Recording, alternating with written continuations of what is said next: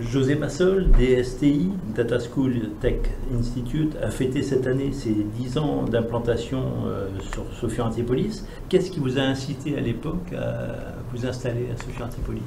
Ça faisait un certain nombre d'années que, après mon activité professionnelle, où j'étais plutôt basé soit à Paris, soit à l'international, je m'intéressais au développement économique. Et quand je suis revenu sur la Côte d'Azur, qui était mon lieu de démarrage, mon lieu de naissance, je me suis intéressé à Sophia.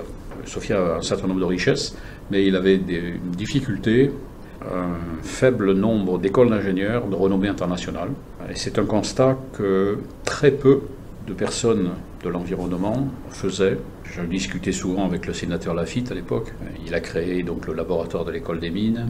Je connaissais très bien le directeur général de Supélec et je lui avais proposé d'ouvrir un centre à Nice ou à Sofia. Il m'a dit: José, j'ai trop de préoccupations aujourd'hui avec la fusion avec Centrale, parce que c'est devenu Centrale Supélec. Bon, j'étais donc resté sans réponse. Et puis j'ai croisé Sébastien qui avait un projet qu'il m'a soumis, qui m'a proposé qu'on travaille ensemble sur un projet d'école de spécialisation, non pas une école d'ingénieur, mais une école de spécialisation de niveau ingénieur ou post-ingénieur, dans le domaine de ce qu'on appelait à l'époque le big data, des données massives. Donc de l'informatique avancée et des mathématiques pour ce qu'on appelle la data science. J'ai considéré que c'était un projet intelligent. Nous étions mi-2014 et nous avons fait le choix de démarrer ce projet. On l'a préparé en 2014 et on l'a lancé en 2015. Mais lors de la préparation, la question se posait de savoir si c'était Nice ou Sofia. On a vite tranché, ce sera Sofia, c'est là où il y a le cœur qui vibre sur ces sujets-là. Et en termes d'organisation et de praticité, c'était quand même plus agréable. Mais très vite, en préparant ce projet, nous avons contacté un certain nombre d'industriels pour essayer d'avoir un peu de soutien sur ce projet. Les industriels qui ont répondu très vite sont tous des filiales françaises de grandes sociétés américaines du domaine. Les sociétés françaises n'ont pas répondu. Classique. Et beaucoup de ces sociétés nous ont dit: ce que vous voulez faire est très intelligent. Il y a un besoin qui émerge aujourd'hui sur ce genre de spécialisation, de diplôme niveau Bac plus 5 ou plus, mais on est prêt à vous aider, fournir des licences gratuites, etc., de la formation avec des experts, mais si vous êtes aussi à Paris. Et on a donc pris le risque économique de démarrer l'école en double campus, Sofia et Paris. Et dès le départ, on a conçu le système en vidéoconférence permanente entre deux campus, avec les professeurs qui ne sont qu'à un seul endroit. Les élèves peuvent être à Sofia ou à Paris, mais il n'y a qu'un professeur qui est ou à Sofia ou à Paris. C'est comme ça qu'on a lancé le projet. Alors au départ, DSTI était centré, donc vous l'avez dit, sur le big data et la data science, mais en 10 ans, le monde de la tech a évolué. Quels sont les autres domaines qui ont pris de l'importance au sein de vos enseignements ? On a démarré par un cursus complet, très pointu et assez lourd, sur ce qu'on appelle la data science, ou la science des données, toutes les théories algorithmiques permettant de traiter les données. Ce sont des mathématiques appliquées, en particulier des statistiques, et de l'informatique, mais le centre de gravité est quand même mathématique. Alors c'était l'époque où effectivement les data scientists, comme on les appelait, était demandé. C'était l'émergence du traitement des données massives. Mais très vite, les industriels qui se sont lancés dans ces outils se sont aperçus que c'était une compétence qui ne suffisait pas. Et il fallait être capable de faire de l'informatique derrière les algorithmes pensés par les data scientists. Donc mettre en œuvre ces algorithmes sur une informatique efficiente. Traiter les données proprement, au sens de les protéger, de les trier. Et ce métier-là, qu'on appelle data engineer, est devenu important. Ça nous a donc amené à créer un cursus miroir, où la dominante n'est plus mathématique, mais elle est informatique. C'est l'informaticien pointu qui est capable de traiter les données que vont utiliser les data scientists. Et on a donc, au bout de quelques années, converti un certain nombre de jeunes à ce métier de data engineering, qui est aujourd'hui celui qui est le plus demandé en quantité et même en salaire. C'est un métier pointu d'informatique au service de ce que font les data scientists. C'est la première évolution. La deuxième évolution que nous avons suivie aussi, c'est qu'il y a un certain nombre de cadres dans des métiers de toute nature, financiers, biomédical ou autres, qui ont à maintenant utiliser les outils du big data. Entre-temps, la terminologie a changé et ce big data est devenu IA, intelligence artificielle. Parce qu'effectivement, les techniques de traitement de données se sont sophistiqués avec les capacités informatiques qui ont évolué et on est passé du traitement statistique à des traitements de type intelligence artificielle. Mais beaucoup d'industries ont besoin de personnes qui sont capables d'utiliser ces outils. On a donc ouvert un cursus qui est le data analyst, l'ingénieur ou le scientifique qui est dans son métier capable d'utiliser les outils de l'intelligence artificielle qui sont à sa disposition aujourd'hui.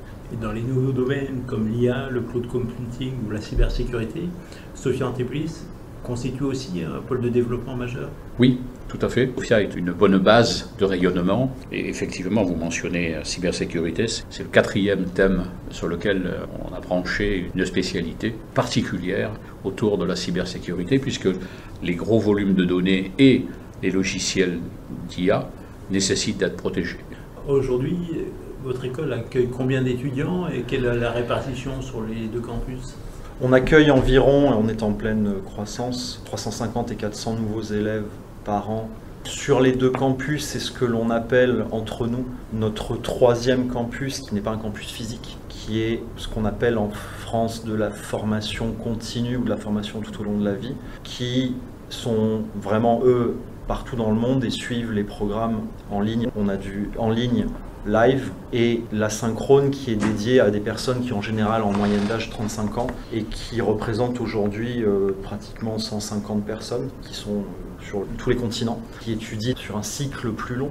Et c'est donc notre 3e campus. Aujourd'hui, on est en phase d'accélération, notamment au travers du recrutement étudiant international. On a 80% d'élèves internationaux, du grand international. On travaille beaucoup là en ce moment sur l'hémisphère sud, qui est en calendrier inversé, donc, qui permet de développer des rentrées d'ici printemps pour nous. L'objectif, c'est d'ici à quelques années d'être entre 500 et 600 nouveaux élèves annuels. Quel type de formation dispensez-vous? Elles vont du niveau licence au master et même au-delà? On a créé l'école au départ comme une école dite postgraduate, c'est-à-dire de spécialisation et historiquement donc pour des personnes qui étaient déjà diplômées à niveau Bac+5. Dans un format d'études compact, compressé au maximum, l'équivalent de 2 années d'un cycle de master en 6 à 9 mois, pour permettre à des personnes de retourner rapidement dans l'emploi. Cette population, elle existe toujours à DST, une population de la formation continue, et puis elle s'est ouverte à un public plus jeune, mais d'abord sur des programmes de niveau master. En 2023, avec des entreprises qui nous poussaient et poussaient et poussaient au regard du manque de jeunes informaticiens, en France, je dirais dans la plupart des pays développés, à ouvrir un cursus post-bac de bachelor, qui s'est un petit peu ajusté et qui est devenu aujourd'hui un bachelor de Computer Science and Engineering, c'est-à-dire on retrouve ces 2 branches, à la fois côté algorithmie, mathématiques appliquées, sciences et la partie technologique. Avec l'ensemble de ces formations, quelle place occupez-vous aujourd'hui dans l'enseignement en France? On a une place un peu particulière, qui est vraiment internationalisée sur des métiers technologiques et scientifiques. Il y en a très peu. Dans mes différents voyages de développement international, on rencontre souvent des jeunes qui ont envie de venir en France, qui ont envie de venir étudier les disciplines de l'ingénierie et des sciences. Malheureusement, quand par exemple ils sont intéressés plutôt sur de l'ingénierie industrielle, etc., ils sont toujours un peu déçus de voir qu'il y a peu d'offres en anglais. Donc nous, finalement, on n'a que 20% d'élèves français. On est devenu la première école internationale en France sur ces sujets-là. Et vous vous démarquez également par vos méthodologies d'apprentissage et d'accompagnement. Quelles en sont les caractéristiques? Les outils, on enseigne des domaines qui sont faciles à enseigner avec des ordinateurs. Par contre, les outils d'enseignement pour le professeur et les élèves, et en particulier l'enseignement éventuellement à distance, sont très performants. C'est quelque chose qui se traduit aussi par le fait qu'il y a un certain nombre d'élèves à Paris ou à Sophia qui ne viennent dans le campus que de temps en temps, parce que le système marche très bien. Et s'ils habitent Nice, faire Nice-Sophia, c'est pas forcément simple. Alors, il y a un élément d'organisation dans l'école qui est très particulier, qui est l'héritage de l'équipe qui a une expérience britannique. On a une direction d'études qui est une vraie équipe d'accompagnement des élèves. Le suivi de chaque élève dans son progrès d'enseignement est fait par une équipe internationale de direction d'études, à moitié à Sophia, à moitié à Paris. C'est quelque chose qui surprend un élève qui vient d'une université ou d'une école française, parce qu'il n'y a pas l'équivalent. C'est un suivi individuel des élèves qui est largement opéré dans les universités anglo-saxonnes et qui n'est pas pratiqué en France. Et c'est très apprécié par vos étudiants. Et c'est très apprécié par les élèves qui envoient des remerciements après leur diplôme aux professeurs qui les ont formés et à l'équipe d'accompagnement, dont ils apprécient le soutien. Ça va du soutien personnel au soutien à l'enseignement, à la liaison avec les professeurs, donc c'est quelque chose qui marche de façon très efficace. Alors, l'industrie technologique occupe aussi une place centrale dans vos cours. Cela permet-il à vos étudiants de bien se préparer à un monde en constante évolution ? Pour refaire une boucle sur la naissance de DSTI à Sophia Antipolis, il y a une raison capitale, c'est la compétence informatique, notamment à Sophia, qui est bien connue avec l'INRIA et l'université. Et celle qui est un peu moins du grand public, c'est sa capacité en mathématiques appliquées. Le laboratoire de mathématiques de l'université d'Azur fait partie d'un des meilleurs centres de mathématiques de France. C'est le seul laboratoire de maths en France, à l'extérieur de Paris, qui couvre toutes les disciplines des mathématiques et ses applications. Et pour nous, DSTI, cette compétence, savoir-faire de mathématiques appliquées croisée avec l'informatique avancée, elle est fondamentale dans la composition de nos programmes, de notre corps enseignant, etc. Bien sûr, on la retrouve à Paris, mais c'est un avantage compétitif majeur même de la Côte d'Azur. Pour répondre plus directement à votre question, nous, on croit que les formations superficielles, rapides, devenez data scientist en 6 semaines sur ces sujets, c'est pas sérieux. Ce sont des métiers complexes qui mélangent la science et la technologie, justement pour être durables, pour que dans 5 ans, un élève qui soit passé par chez nous n'ait pas à complètement remettre en cause ses compétences fondamentales sur les sujets. Et c'est quelque chose que l'on voit bien maintenant, avec 10 ans de recul, on commence à voir de très très belles carrières de nos diplômés, qui montent parce qu'ils ont reçu proprement les fondamentaux. Au début, dans toute la bulle médiatique et l'excitation sur le sujet, on avait du mal à faire admettre à certains élèves, parfois, que il fallait passer par des cours de maths qui n'étaient pas forcément les choses les plus fun du monde, mais que c'était impératif pour pouvoir construire solidement les fondations d'une maison. Alors, outre l'apprentissage de ces fondamentaux, vous multipliez aussi les occasions de faire travailler les étudiants sur des cas pratiques. Ça leur apporte beaucoup ? Oui, une partie de l'enseignement est basée sur des projets d'application. Et au cours des 2 années d'enseignement, pour le cycle classique, il y a des stages obligatoires qui les amènent à mettre en pratique leur enseignement dans la réalité industrielle. Ces stages, c'est les élèves qui les choisissent. On les aide à trouver des stages. Mais c'est eux qui sont aux manettes. Ils sont guidés, ils sont aidés pour s'assurer que les stages soient pertinents par rapport à ce qu'ils auront à faire demain. Donc c'est quelque chose qui effectivement complète le travail sur projet qui est fait dans l'enseignement. Il y a un autre élément qui est vraiment très original et qui est un peu lié au parcours professionnel respectif de José et du mien.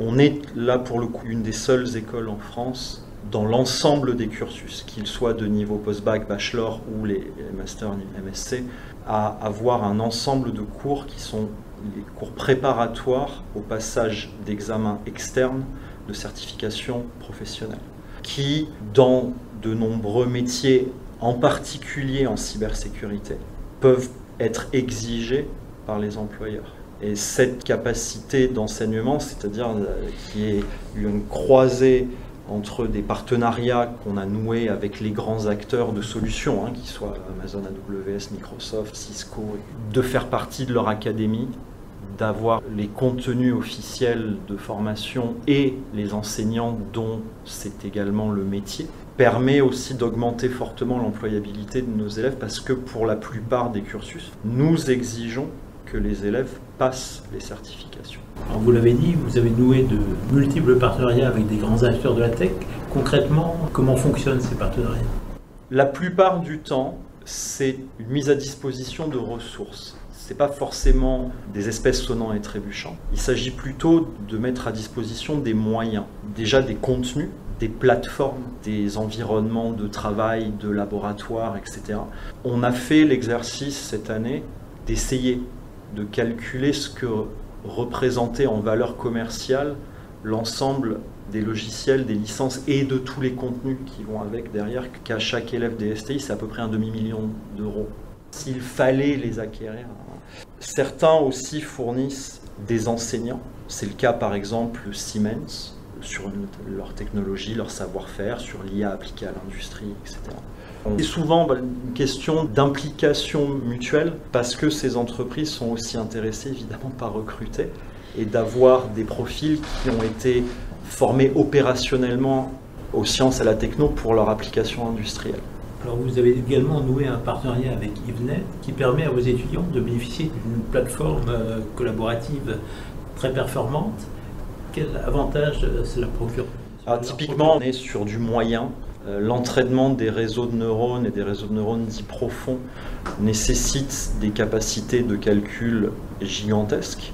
C'est dans la presse tous les jours, c'est un des gros sujets pour l'Europe, qui n'a pas les grands géants du cloud, etc.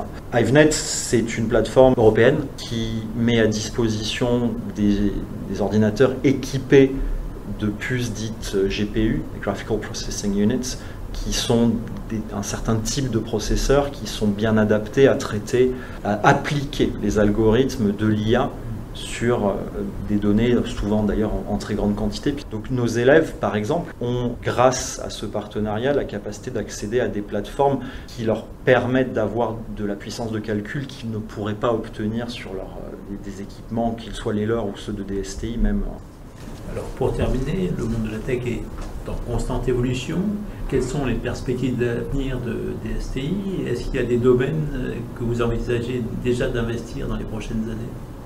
En évolution, oui. Aujourd'hui, avec la dernière brique de cybersécurité qu'on a ajoutée récemment, notre objectif est déjà de continuer à développer l'existant, puisque fondamentalement, on couvre les 4 grands métiers qui sont la partie scientifique, la partie d'ingénierie informatique des données, l'exploitation en bout de chaîne de valeur d'aide à la décision, qui est donc Data Analytics, et la sécurisation des systèmes avec la cyber. Alors, on pourra peut-être se poser quelques questions sur des tonalités spécifiques sur notre programme, par exemple, de bachelor, qui aujourd'hui a cette richesse à la fois scientifique, ingénierie. On sait qu'on est en manque gigantesque de bons informaticiens bien formés sur les sujets du développement web. C'est quelque chose qu'on observe, mais qu'on ne va pas lancer immédiatement.